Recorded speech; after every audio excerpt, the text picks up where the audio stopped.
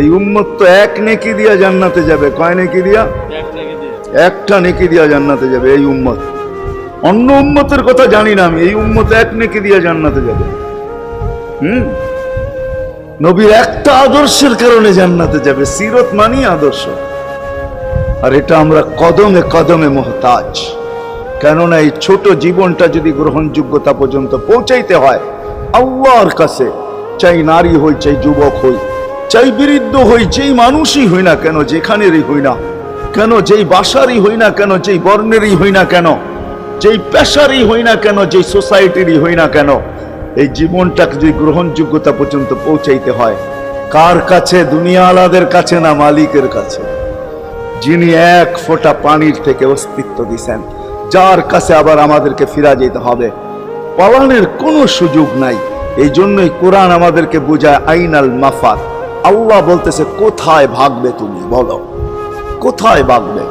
কবির কথাই সত্য, যদিও নাকি পালাও তুমি আকাশেতে লাগিয়ে সিঁড়ি, সিঁড়ি লাগাও যদি আকাশে চলে যাও, তো আল্লাহ বলে তোমার বাগার কোনো সুযোগ নাই। কেননা ইল্লা বিসুলতান, ওইখানেও আমার রাজত্ব, এইখানেও আমার রাজত্ব, ডাইনো আমার রাজত্ব, বামে আগে পিছে উপরে নিচে সর্বত্র আমার রাজত্ব। আমার রাজত্বের বাহিরে যাওয়ার ক্ষমতা তোমাদের নাই। দ্বিতীয় কথা এটো, আইনা আনা মাআকুম আইনা মা কুনতুম, যেখানে যাবে ওইখানে আমি সঙ্গে থাকব, আমাকে দূর করতে পারবে না। যদি করো তাহলে তুমি থাকবে না, তোমার অস্তিত্বই থাকবে না। কেন আমাদের ভিতরে আল্লাহ নাই বটে, কিন্তু আল্লাহর একটা পাওয়ার আছে যেটাকে রূহ বলে। কুলির রূহ মিন আমরি রব্বি, আল্লাহর একটা পাওয়ার, একটা সিফত, সবচেয়ে শক্তিশালী পাওয়ার যেটা, ওটা আমাদের ভিতরে আল্লাহ ঢুকায় রাখছেন, যেটাকে আমরা রূহ বলি। কোরআনের ভাষায় রূহ বলে, বাংলা ভাষায় আত্মা বলে। যেটাকে আমরা আত্মা বলি ওটা আল্লাহর হুকুম ছাড়া কিছু না। আল্লাহ বলে ওটা মনে করে নাও আমি তোমার ভিতরে আছি, কেন এটা আমারই জিনিস। কুলির রূহ মিন আমরি রব্বি, আমাকে পৃথক করলে আর তুমি থাকবে না। তখন তোমার চক্ষু থাকবে আইন লা তানজুর, তোমার চক্ষু থাকবে দেখবে না। উদুন লা তাসমা, কান থাকবে শুনবে না। লিসান লা তানতিক, জবান থাকবে কিন্তু জিহ্বা থাকবে কিন্তু বলবে না। আকলুন লা তুমাইয়িজ, তোমার মগজ থাকবে ভালো মন্দ বুঝবে না। কলব লা তাতাফাক্কার, দিল থাকবে কিন্তু চিন্তা করার ক্ষমতা তোমার থাকবে না। ইয়াত লা তাফতিশ, হাত থাকবে ধরবে না। রিজল লা তামশি, পাও থাকবে চলবে না। তুমি হবে লাশ।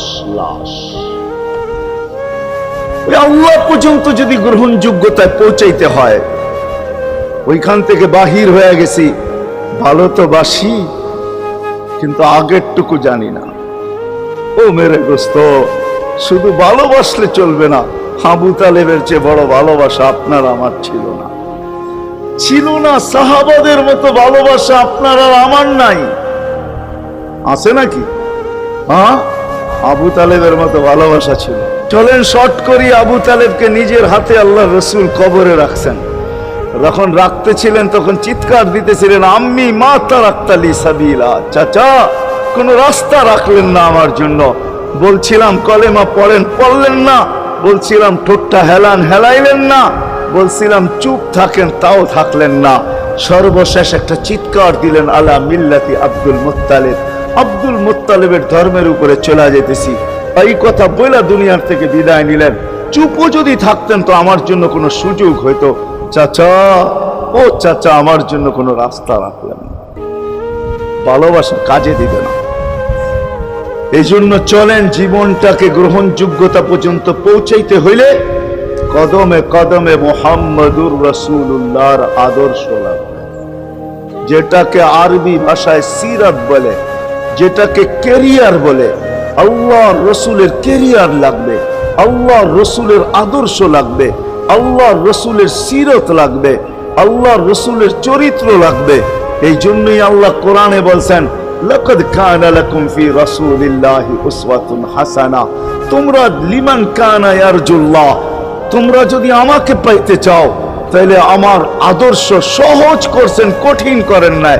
আল্লাহ কঠিন করতে পারতেন, আল্লাহ সহজ করছেন। কেননা আসলে উদ্দেশ্য ছিল আল্লাহকেই মানা, আল্লাহকে মানা উদ্দেশ্য ছিল। কিন্তু আল্লাহকে চোখে দেখা যায় না, মানবে তো মানবে কি করে? আল্লাহর কথা শোনা যায় না, তো আল্লাহকে মানবে তো মানবে কি করে? আল্লাহকে তো দেখা যায় না, আল্লাহকে তো আল্লাহর কথা শোনা যায় না, আল্লাহকে ধ্যান ধারণায় আনা যায় না, কোন ধ্যান ধারণার ভিতরে আনা যায় না যে আল্লাহর আকৃতি এরকম। আল্লাহকে ধ্যান ধারণায় আনা যায় না, বর্ণনা দিয়া শেষ করা যায় না। আল্লাহর বর্ণনা দিয়া কেউ শেষ করতে পারবে না। কোরআন বড় কিছু আমাদেরকে বুঝাইছেন, অনেক বুঝাইছেন যে আল্লাহর বর্ণনা দিয়া শেষ করা যাবে না। আল্লাহ শুধু আল্লাহ না, 99 নাম দেখলেই বোঝা যায় যে আল্লাহকে। আল্লাহ শুধু আল্লাহ না, আল্লাহ 99টা পদের অধিকারী।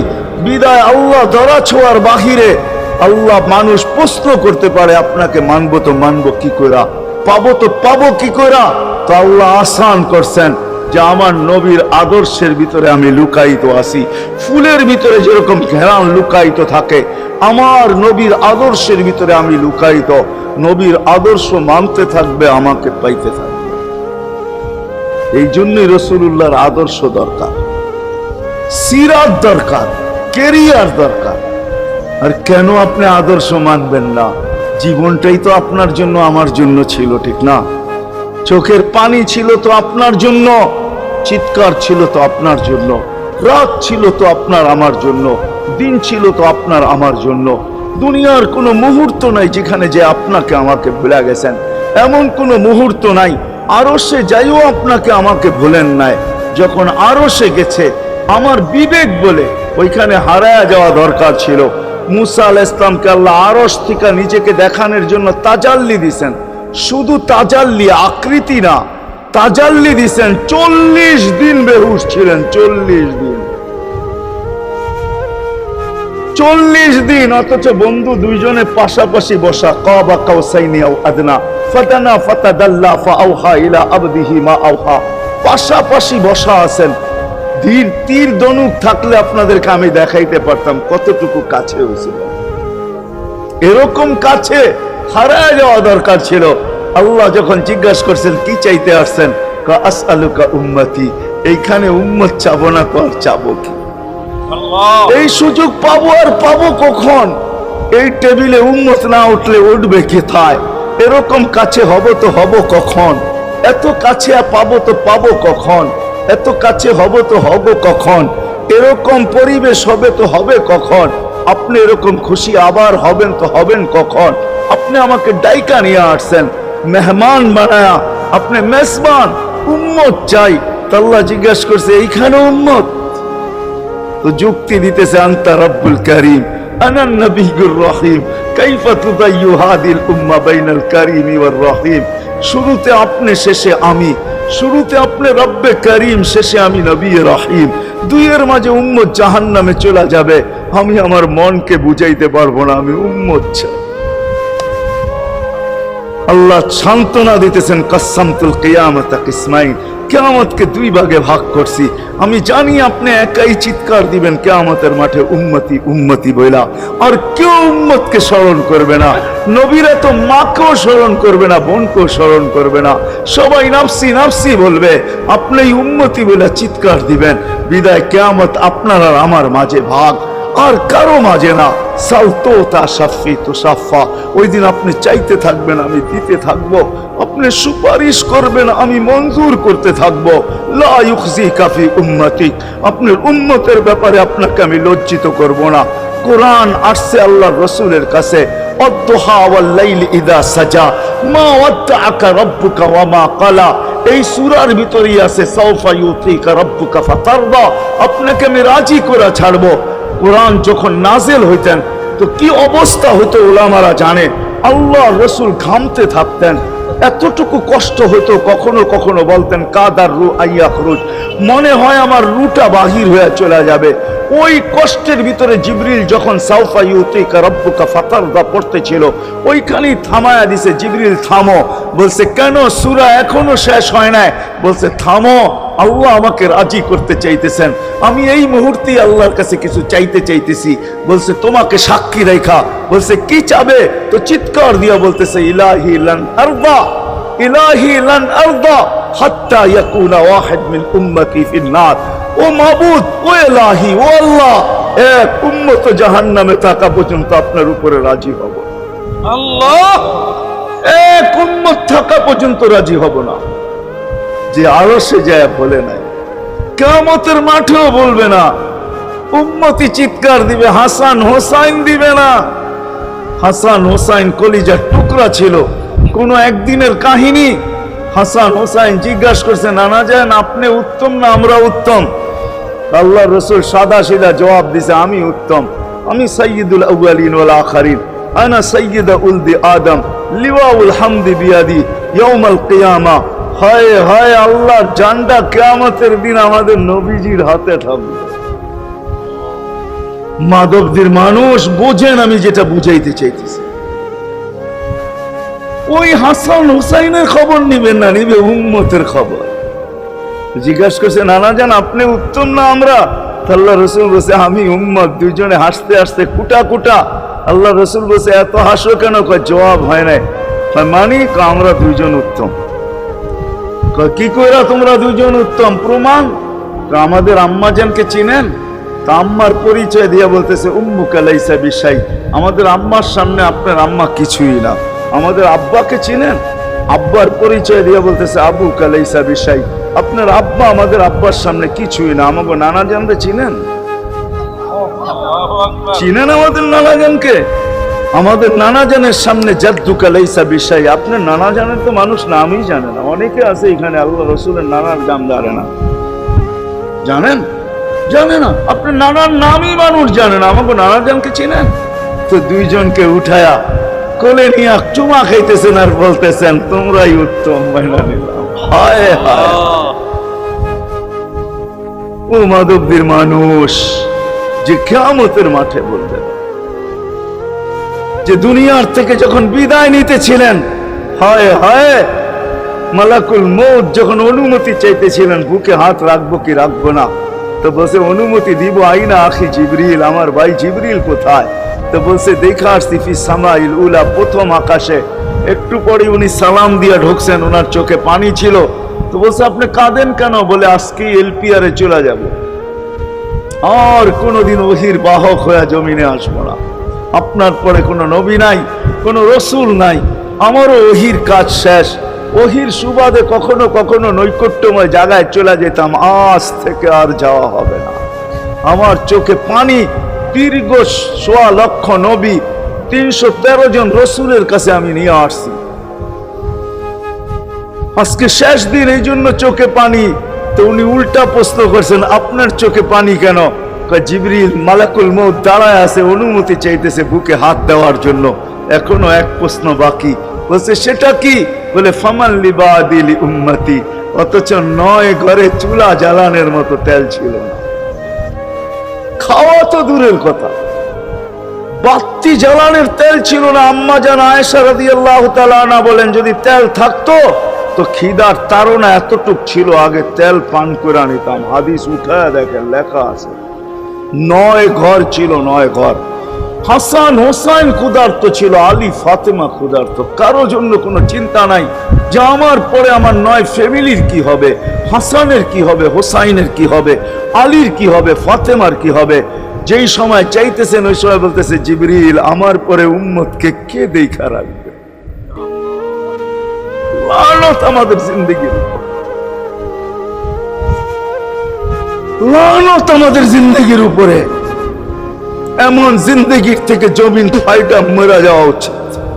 আমি তো মাঝে মাঝে বলি, আমাদের জমিনটা উল্টায় যাওয়া উচিত। যে মৃত্যু সময় বলতেছে, আমার উম্মতকে কে দেখা রাখবে?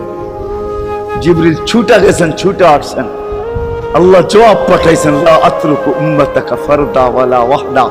বন্ধু চলে আসেন, আপনার উম্মতকে আমি দেখা রাখবো, আমি দেখা রাখবো। হায় হায়, সবাইকে সালাম দিছেন একবার বা দুইবার, সবার দুরুদ পড়ছেন তো আল্লাহ একবার বা দুইবার, সালাম পড়ছেন কোন নবী রসুলের উপরে একবার কি দুইবার। আর বন্ধুর সালাম প্রতি জুমা ইমাম আছে, খতিব আছে, ইমামরা একটা আয়াত পড়ে কোরআনের, ইন্নাল্লাহা ওয়া মালাইকাতাহু ইউসাল্লুনা আলান নবী ইয়া আইয়ুহাল্লাযীনা আমানু সাল্লু আলাইহি ওয়া সাল্লিমু তাসলিমা। এই আয়াত আমাকে অনেক কিছু বোঝায়। ইমাম ওলামারা, আলেম ওলামারা বলবে এই আয়াতে আমাদেরকে দুরূদ পড়ার হুকুম দিবেন, আমিও বলবো দুরূদ পড়ার হুকুম দিবেন। কিন্তু আমার প্রশ্ন আছে এখানে, আমার প্রশ্ন, আল্লাহ আমাদেরকে পড়তে বলতেছেন, ঠিক আছে, আমরা কয়দিনই থাকবো আর কয়দিনই পড়বো? একদিন তো আমরা মারা যাব, তো আপনার বন্ধুর উপরে দুরূদ কে পড়বে? আল্লাহ বলে, বেওকুফ, দেখোস না ফেরেশতাদের নাম নিছি, ফেরেশতারা পড়বে। আমি যদি আল্লাহকে উল্টা প্রশ্ন করি, একদিন তো ফেরেশতাও থাকবে না, মালাকুল মউত মারা যাবে। আপনি আরশের নিচে লিখেই রাখছেন, ইন্নী কাতাবতুল মাউত আলা মান তাহতা আরশি আল্লাযী হাইলা ইয়ামুত ফাহুয়া ফাওকা আরশি। আমার আরশের উপরে যে সে চিরঞ্জীব, যে নিচে আছে, তাকে মৃত্যুর স্বাদ পান করতে হবে। একদিন তো ফেরেশতা মরে যাবে, আমাদের নবীজির উপরে দুরূদ কে পড়বে? আল্লাহ বলে, গন্ড মূর্খ, তুই দেখোস না প্রথম আমার নামটা আল্লাহ লেখা আছে, ইন্নাল্লাহা, আমি আল্লাহ পড়তে থাকবো, আমি আল্লাহ চিরঞ্জীব, আমার বন্ধুর দুরূদ কখনো বন্ধ হইতে দেই না, আর দিব না। হায় হায় হায় হায় হায়, ওই রসুল। আল্লাহ বলে, উম্মতকে আমি দেখা রাখবো। জিবরিল বলতেছে, ইন্নাল্লাহা ইয়ান্তাযিরুক, আল্লাহ আপনার অপেক্ষা করতেছে। উর্দু জগতে খুশির বন্যা বইতেছে। কেন? সব নাচতেছে উর্দু জগতে, এমনকি আরশ পর্যন্ত ঝুমতেছে। হাবিব ইউসিলুল হাবিব, আজকে বন্ধু বন্ধুর কাছে চিরদিনের জন্য চলে আসবে। খুশির বন্যা চলতেছে, অনুমতি দেন না। আল্লাহ উম্মতকে দেখা রাখবে যে মরার সময় চোখে পানি তো আমাদের জন্য পানি। চলেন শেষটা শুনায়া দিয়া শেষ করতেছি। লম্বা হাদিস আমি শর্ট করতেছি, তাহকিক উলামা একরাম কইরা নিয়েন, আমি শুনায়া দিয়া যেতেছি আপনাদেরকে। নফকা দুইটা হবে। প্রথমটাকে বলে কিয়ামতের জন্য, দুইবার সিংহায় ফু হবে, একবার ধ্বংসের জন্য, দ্বিতীয়টা হবে নফকাতুন নুশুর বলে এটাকে। দ্বিতীয়টা আমাদেরকে কবর থেকে উঠানোর জন্য হবে। কিন্তু সব মারা যাবে, আল্লাহ চারজনকে পয়দা করবেন কুদরত দিয়া। জিবরিল, মিকাইল, ইসরাফিল, মালাকুল মউত, চারজনকে পয়দা করবেন। জিবরিল আলাইহিস সালাম কাঁদতে থাকবে, তিনজন জিজ্ঞাসা করবে, কাঁদো কেন? এখনই ইসরাফিলকে সিংহায় ফু দেওয়ার হুকুম হবে নফকাতুন নুশুরের জন্য। আমাকে হুকুম হবে, বন্ধুকে নিয়ে আসো মাকামে মাহমুদে। আমি মৃত্যুর পরেই ভুলে গেছি ওনার কবর কোথায়। তিনজন বলবে, জমিনকে জিজ্ঞাসা করো। তো জমিনকে জিজ্ঞাসা করবে, জমিন বলবে, কাদ দাক্কানি আল্লাহু দাক্কা ফানাসিতু। প্রথম সিংহায় ফুতে আল্লাহ এরকম ছানছেন, আমিও ভুলে গেছি রাখছি কোথায়। অনেক সময় হয় জিনিস যাবে খুঁজতেছে সারা ঘরে, ঠিক না? হয় না? হয় না? হ্যাঁ, জিনিস জ্যাবের ভিতরে, পকেটের ভিতরে, কিন্তু খুঁজতেছে সারা ঘরে খুঁজতেছে। পরে পকেটে হাত দিয়া যখন দেখে পাইছে, তো জিহ্বায় কামড় দিয়ে আসতে বেরিয়ে যায়, কেননা গর্ত গরম করে ফেলছিল। এখন গড়ালড়া পাইলে উল্টা এর উপরে গরম হবে, ঠিক না? রাখছো পকেটে, খোঁজো আমাদের কাছে, ঠিক না? আর কাম পাও না, ঠিক না? এখন এর উপরে চড়াই হবে। জমিন বলে, আমিও ভুলে গেছি। ওই দিন আল্লাহ রসুলের কবর থেকে নূর বাহির হবে, নূর নূর নূর নূর, হাত্তা ইয়াসাদ আরশার রহমান, আল্লাহর আরশ পর্যন্ত পৌঁছবে।